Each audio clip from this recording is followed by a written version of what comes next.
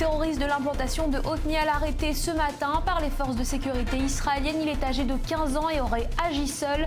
Mahmoud Abbas a condamné cette attaque, déclarant que chaque goutte de sang comptait.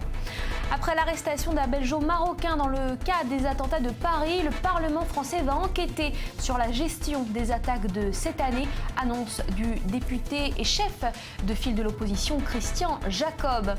Et puis la croissance chinoise a ralenti à 6,9% en 2015, son plus faible niveau depuis 25 ans. Un signal inquiétant pour l'économie mondiale. On en parlera avec David Neyman.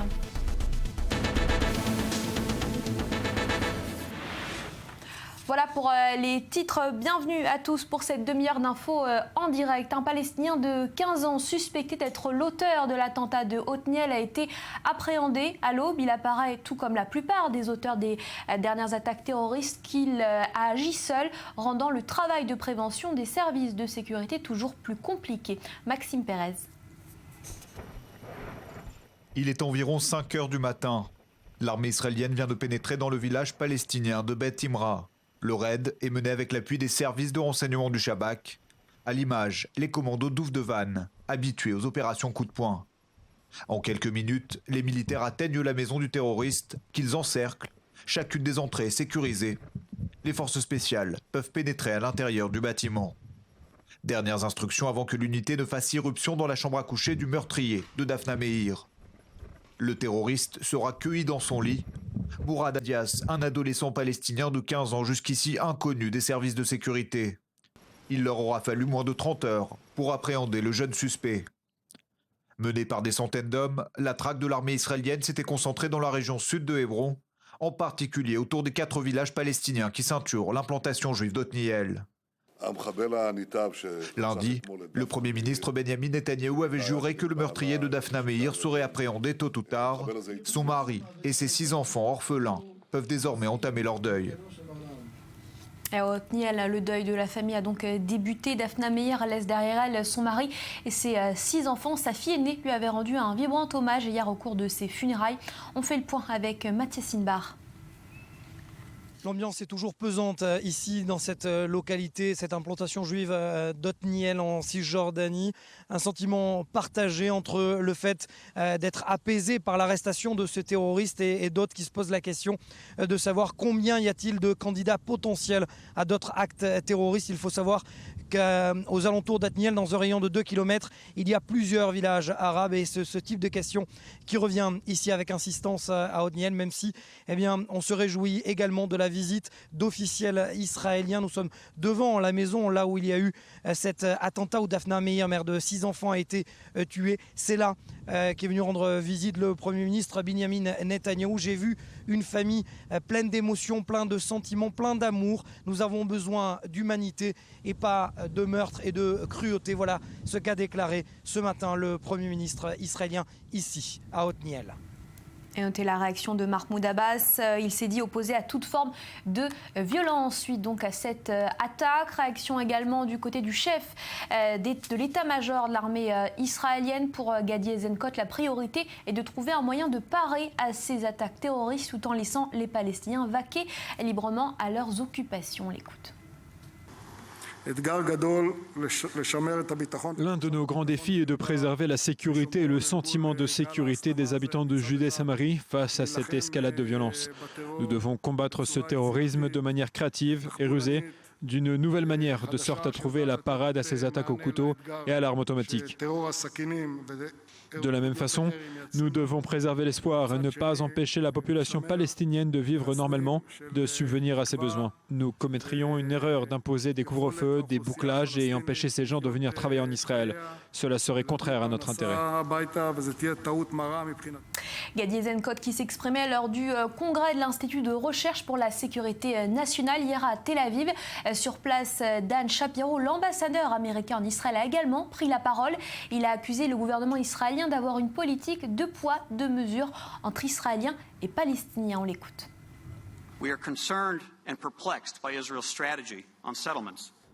Nous sommes préoccupés et perplexes face à la stratégie d'Israël en matière d'implantation. Dans l'optique d'une solution à 2 États, il sera de plus en plus difficile d'y parvenir si Israël continue à créer ou à agrandir des implantations. Certaines implantations isolées ont été légalisées par Israël, malgré l'avis contraire des États-Unis, alors que les démolitions de constructions palestiniennes illégales continuent. Il y a aussi des questions qui se posent autour de la politique sécuritaire. Trop d'agressions de Palestiniens ne reçoivent pas de réponse de la part des autorités israéliennes. Il y a également des actions d'autodéfense qui ne sont pas contrôlées. Et il semble qu'il y ait deux standards législatifs, un pour les Israéliens et un pour les Palestiniens. Et réponse immédiate du Premier ministre israélien Benjamin Netanyahou. Ces propos sont inacceptables et incorrects. Israël applique la loi de manière égale entre Palestiniens et Israéliens. Fin de citation. En France, à présent, création d'une commission d'enquête parlementaire. Objectif, connaître les moyens mis en œuvre par l'État pour lutter contre le terrorisme depuis le 7 janvier 2015. Dans le même temps, l'enquête sur les attaques de novembre se poursuit. Un Belgeo-marocain a été appréhendé près de Casablanca. Il s'était rendu en Syrie avec l'un des kamikazes qui s'était fait exploser à côté du Stade de France en Seine-Saint-Denis. David Klezewski. Guelel Attar, c'est le nom de ce Belge arrêté au Maroc par les autorités. Le ministère de l'Intérieur à Rabat affirme qu'il est directement lié à certains auteurs des attentats de Paris. Guelel Attar avait fréquenté les deux principales filières djihadistes en Syrie, Front al-Nosra, qui est la branche locale d'Al-Qaïda, puis État islamique. Deux groupes qu'il avait rejoints via la Turquie et avec lesquels il s'est formé à manier des armes.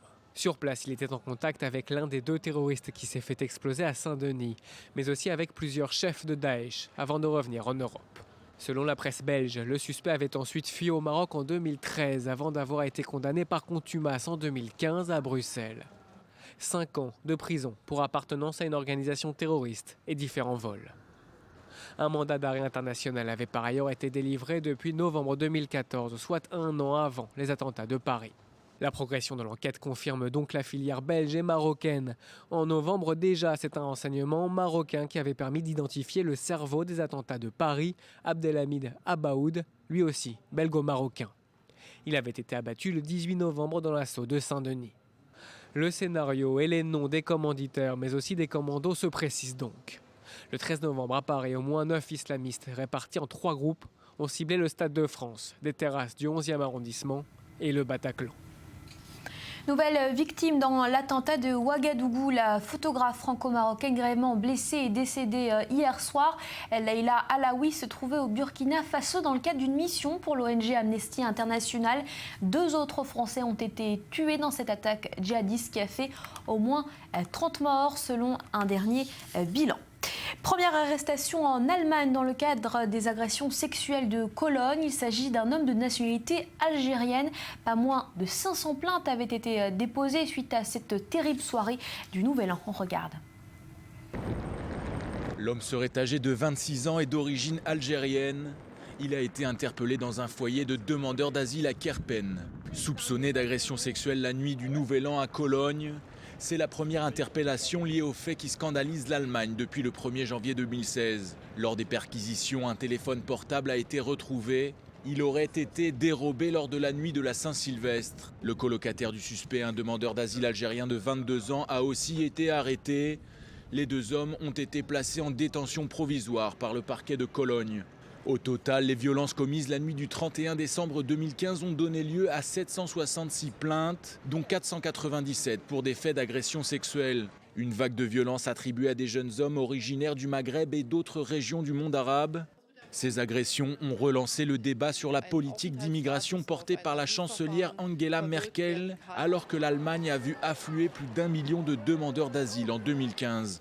Ces derniers pourraient perdre leur droit de rester outre-Rhin en cas de condamnation par la justice, même pour une peine avec sursis. Une mesure souhaitée par Berlin qui durcit le ton. Nouveau drame en montagne en France. 5 militaires qui s'entraînaient en ski de randonnée en Savoie sont morts lors d'une avalanche. Il y a moins d'une semaine, ce sont 2 lycéens et un Ukrainien qui avaient été tués dans des circonstances similaires. Lise Barenbaum. 5 militaires sont morts, emportés dans une avalanche à Valfréjus en Savoie ce lundi, alors qu'ils s'entraînaient hors piste. Il y a un drame de nouveau qui s'est produit en montagne avec des militaires qui ont été emportés par une avalanche. Il est encore trop tôt pour dresser un bilan, mais d'après les informations qui me parviennent, il y aurait 5 décédés parmi les militaires et les CRS sont actuellement sur le terrain pour sauver des vies. Une cinquantaine de militaires du 2e régiment étranger de génie de Saint-Christol dans le Vaucluse participaient à un exercice dans ce secteur à 2200 mètres d'altitude sur le col du Petit Argentier. Vers 13h50, une plaque avant, une plaque de neige formée par le vent qui peut se détacher facilement de la couche inférieure de la neige, a cédé alors que les militaires étaient presque arrivés au sommet. 11 soldats ont été emportés. Outre les 5 morts, 6 personnes ont été blessées. 2 d'entre elles, retrouvées en état d'hypothermie, ont été transportées dans des hôpitaux à Grenoble et Saint-Jean-de-Maurienne, où 4 autres légionnaires plus légèrement blessés ont aussi été hospitalisés. Le parquet d'Albertville a ouvert une enquête qui doit déterminer les circonstances de l'accident. Le dossier sera ensuite éventuellement transféré à un parquet possédant une compétence militaire comme celui de Lyon. Les rescapés ont regagné une maison communale après le drame. Des hélicoptères, des pisteurs de la station, des secouristes, des CRS et des maîtres chiens ont participé aux opérations de secours. Les conditions étaient mauvaises ces derniers jours, mais le risque d'avalanche n'était établi qu'au niveau 3. Le président François Hollande a exprimé dans un communiqué la solidarité de la nation. Cette avalanche meurtrière est le 2e accident mortel dans les Alpes en moins d'une semaine. Mercredi, 3 personnes ont trouvé la mort dans la station des Deux Alpes. Et on ouvre à présent une page d'économie avec vous, David Neyman. Bonjour. Alors la confirmation est tombée ce matin. En 2015, la croissance chinoise s'est établie à 6,9%. C'est son plus bas niveau depuis 25 ans. Est-ce qu'il faut s'inquiéter de ce ralentissement ? Alors oui, l'économie chinoise, c'est officiel, est en phase d'atterrissage. 6,8% de croissance en réalité au 4e trimestre. Pour une moyenne, au final, donc sur tout l'ensemble de 2015, à 6,9%. Alors il s'agit, on le rappelle, de données officielles. C'est le Bureau chinois national de la statistique. Beaucoup d'experts internationaux ont quand même des doutes sur ces chiffres et évoquent plutôt une croissance entre 2 et 3%. C'est vrai qu'on ne va pas rentrer dans les détails, mais il y a des mesures, des moyens de mesurer en parallèle la croissance d'un pays. En tout cas, on va se baser sur ce chiffre de 6,9%. Alors c'est vrai que c'est le plus faible depuis un quart de siècle, mais ça reste quand même, si c'est ça, une progression considérable puisque la Chine aurait créé rien que l'an dernier 700 milliards de dollars de richesses supplémentaires, donc c'est considérable. Au-delà des chiffres quand même, pourquoi ce n'est pas si inquiétant cet atterrissage ? D'abord parce que l'essentiel du décollage chinois a eu lieu sur les 30 dernières années, plus 900% de croissance pour le PIB. On est à 11 000 milliards de dollars, donc c'est considérable. La barre est très haute, donc on ne peut pas rester très longtemps sur de l'hypercroissance. Ensuite, c'est presque rassurant pour les marchés. Pourquoi ? Parce que Pékin admet aujourd'hui qu'il va falloir adopter des mesures de relance à la fois budgétaires et monétaires pour accompagner ce changement de modèle de croissance, donc davantage tourné vers la demande intérieure que sur les exportations. Et au final, un petit signe, la bourse de Shanghai a fini sur une hausse de 3% aujourd'hui, comme pour saluer un petit peu ce mouvement. Mais tout ne va pas si bien pour autant en Chine, on peut le dire. Alors voilà, par contre, là où on peut se poser des questions sur cette économie chinoise, c'est les autres indicateurs, et notamment au niveau de la production industrielle, dont la croissance recule ces derniers mois. On est en surcapacité de production, la demande mondiale diminue, la demande locale aussi diminue, surinvestissement aussi dans l'immobilier, et là, si la bulle éclate, eh bien, ça se fera sans doute très mal au monde entier. Il y a aussi l'investissement étranger qui connaît des hauts et des bas ces derniers temps. Il y a l'inflation qui reste très en dessous de l'objectif du gouvernement. L'objectif, c'est 3%, on est à peu près à 1,3%, donc un risque, et oui, de déflation dans un pays comme la Chine, ça paraît incroyable, un petit peu comme en Europe. Il y a aussi d'autres problèmes, il y a le shadow banking, c'est la finance de l'ombre qui a un poids énorme sur cette économie chinoise. Il y a l'endettement des régions avec de fortes inégalités de croissance, de niveau de vie, d'attractivité entre ces régions. Donc là aussi, c'est un vrai problème. Et puis la bourse, on en parle souvent, qui reste extrêmement fragile. Donc vous voyez, il y a une vraie menace sur l'ensemble de l'activité chinoise aujourd'hui. Merci beaucoup David Neyman pour votre contribution. Renault va rappeler 15 000 véhicules avant leur mise en vente pour régler leur moteur. C'est ce qu'a annoncé Ségolène Royal au lendemain de l'audition du constructeur automobile devant la commission technique.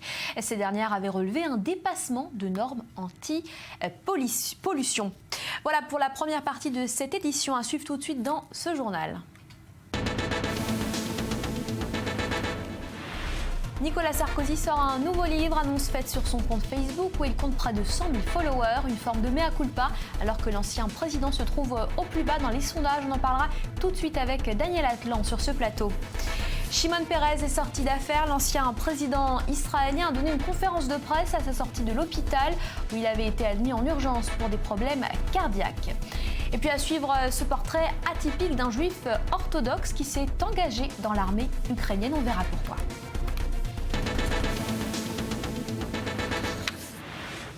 On débute cette deuxième partie de journal au Pakistan. Difficile de changer les mœurs sur place. Malgré la révélation l'été dernier d'un scandale de pédophilie, les tribunaux et la police peinent à condamner et poursuivre les coupables. Le procès doit s'ouvrir bientôt, mais les victimes n'ont que trop peu d'espoir. Reportage. Un village sans histoire, théâtre d'un énorme scandale de pédophilie l'été dernier. Pendant plus de 5 ans, dans cette zone rurale du Pendjab pakistanais, une vingtaine d'enfants ont été forcés à se livrer à des actes sexuels devant des caméras. Les agresseurs ont à la fois vendu les vidéos dans le village et fait chanter les familles. Parmi les victimes, ce jeune qui a maintenant 16 ans. Je me sens très mal quand mes amis me regardent. Je sais ce qu'ils pensent. Mes camarades de classe et mes enseignants me méprisent. J'ai arrêté d'aller à l'école. Au Pakistan, les tabous et la question de l'honneur poussent souvent les victimes à ne pas dénoncer ce genre d'abus. Mais ici, lorsque les familles ont fini par porter plainte, ce sont les policiers qui ont fait la sourde oreille. Il a fallu que des heurts éclatent entre police et manifestants pour que l'affaire soit révélée.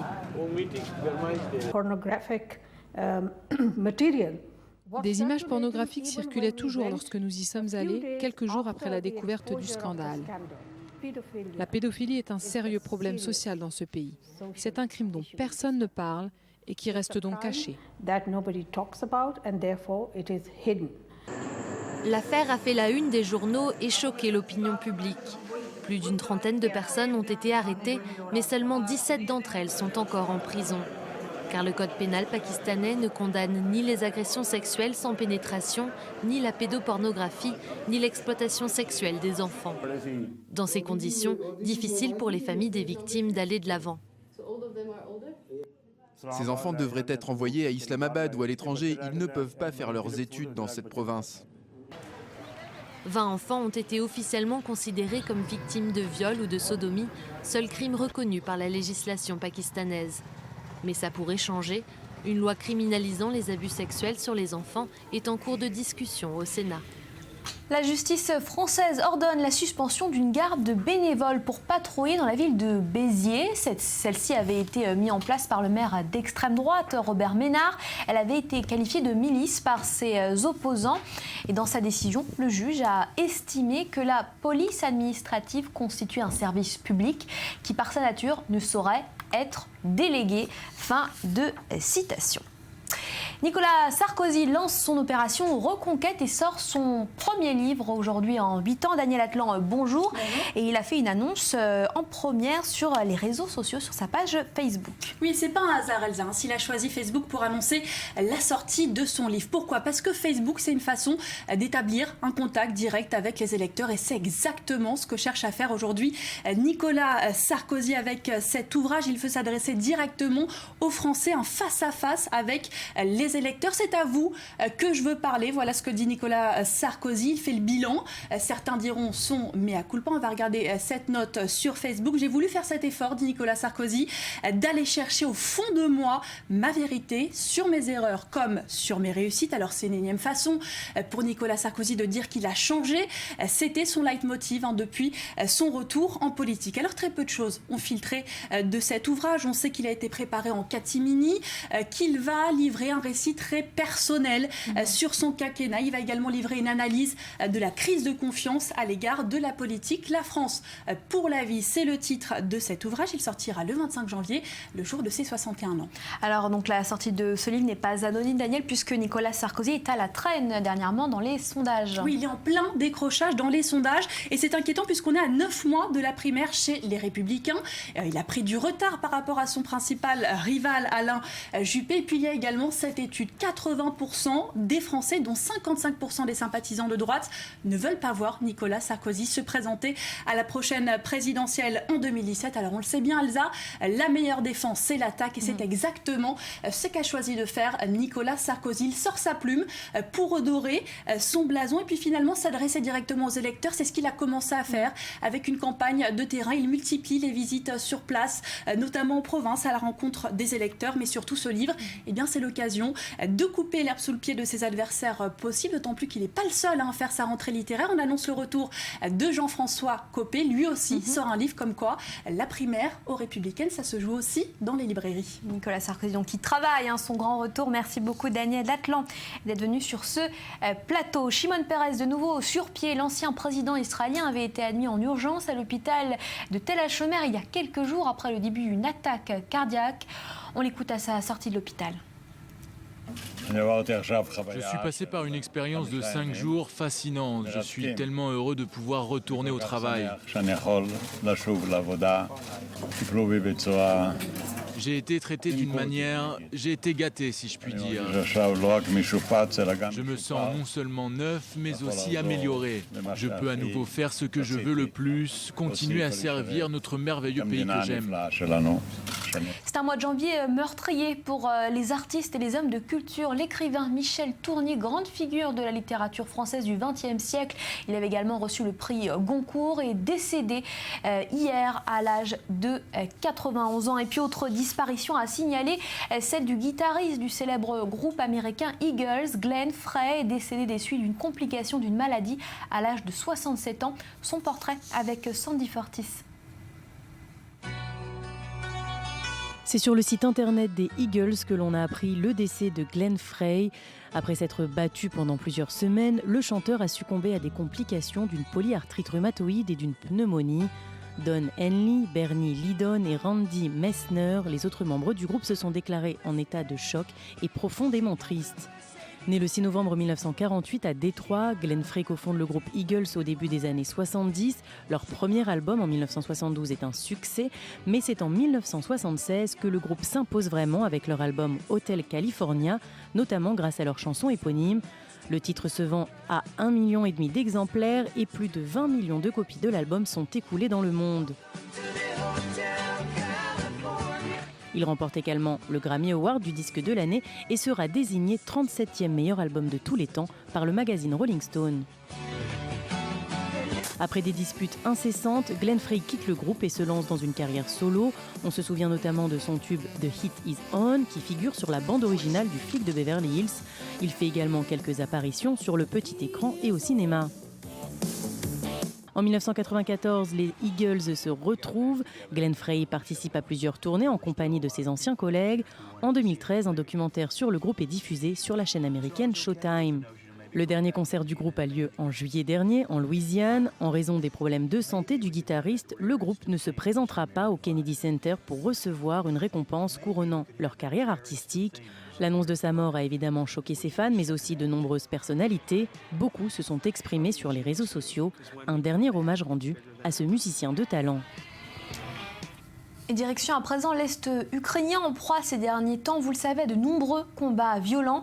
Et je propose de regarder le portrait de ce soldat atypique malgré sa pratique de la religion juive de manière orthodoxe. Asher Tcherkassky a souhaité s'engager pour défendre son pays. Daniel Latlan. Avec sa longue barbe et sa tenue de camouflage, impossible de rater Asher Tcherkassky au milieu de la foule. À 45 ans, il a passé le plus clair de sa vie à élever ses 3 enfants dans les traditions du judaïsme orthodoxe. Mais la guerre dans l'est de l'Ukraine a tout changé.